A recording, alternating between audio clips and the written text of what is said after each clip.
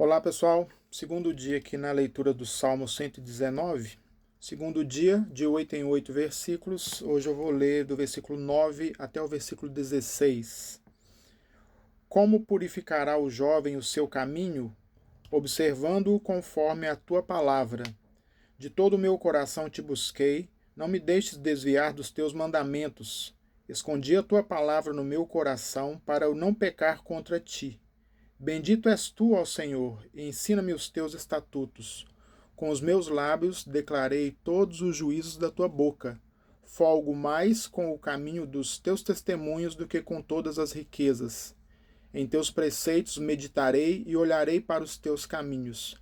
Alegrar-me-ei nos teus estatutos e não me esquecerei da tua palavra. Esse trecho aqui eu gosto de destacar nele a questão de uma recomendação que é direcionada especificamente aos jovens, né?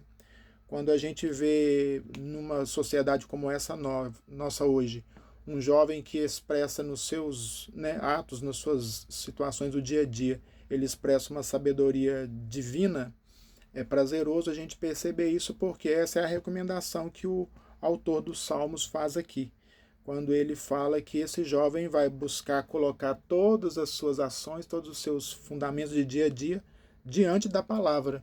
E assim ele vai agir direcionado pelo próprio Deus, que é o dono da palavra. Na Bíblia a gente encontra a referência para vários jovens, e eu gosto de mencionar os jovens porque foi o público com quem eu trabalhei quase que a minha vida inteira, em escola, em igreja também. E aí na Bíblia é pouco destacado às vezes um jovem que eu gosto de mencioná-lo, que é o jovem Eliú. Eliú ele está ali ao lado de Jó e dos seus amigos, observando aquele debate deles ali a respeito das coisas que estavam acontecendo na vida de Jó. E aí Eliú fica num segundo plano durante toda aquela discussão ali, o que eles estão conversando, o que está acontecendo, qual é a culpa, qual é o caminho que Jó tomou, para que ele perdesse todas as coisas. E aí cada um dá a sua opinião e o jovem está ali, caladinho, quieto. Eliú, daí a pouco ele pede a palavra e ele fala que ele nunca viu tanta bobagem sendo dita por três homens que ele achava que tivesse ali a experiência, a sabedoria para ele poder aprender alguma coisa. E logo depois fala que ele está como se fosse um barril de vinho que está prestes a explodir. Interessante que aí depois disso o próprio Deus toma a boca daquele garoto e começa a falar muitos preceitos de sabedoria para aqueles homens ali reunidos. Então parece que isso está lá depois do capítulo 28, 29 do livro de Jó. Então assim é que a gente vê a questão prática de um jovem como esse.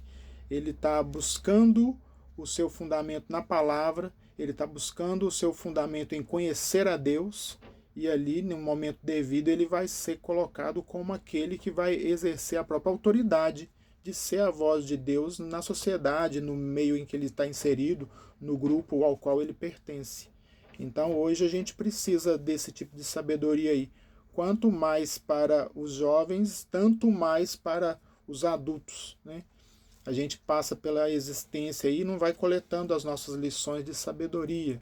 Precisamos olhar para os nossos caminhos, avaliar os nossos caminhos, como está sendo feito aqui no versículo 9, e fazer as revisões que precisam ser feitas para que a gente possa encontrar o caminho de Deus no nosso caminho, ou encontrar o nosso caminho no caminho de Deus.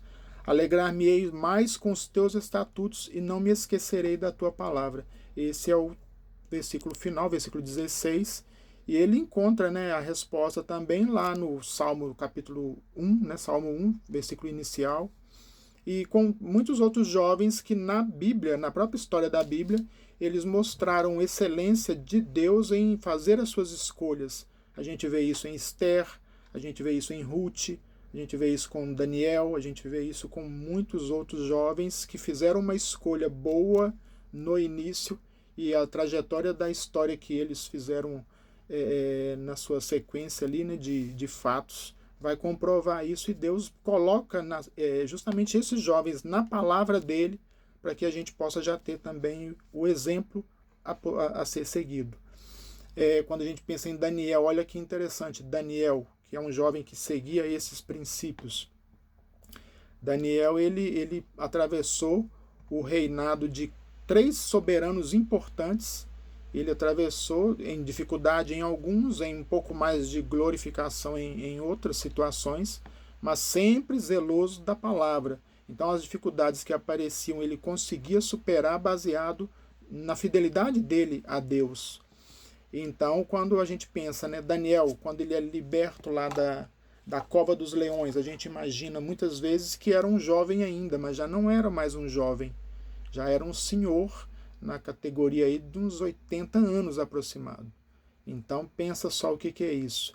E o próprio rei que assinou o decreto que o mandaria para a cova dos leões tinha por ele um apreço, uma amizade, um zelo, que quando ele percebe no dia seguinte que os leões não atacaram Daniel ali naquele contexto, ele mesmo inverte o decreto que ele tinha mandado fazer.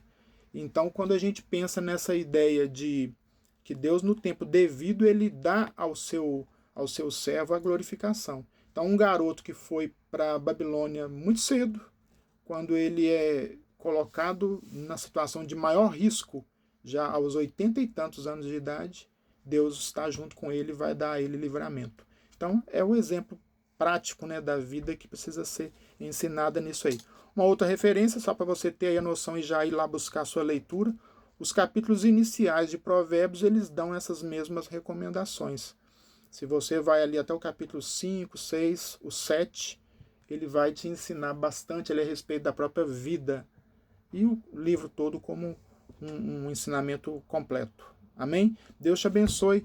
Medite nesse fundamento para hoje. Encontrar na palavra de Deus todas as respostas, todas as recomendações, todos os conselhos para a sua vida prática no dia a dia. Deus te abençoe.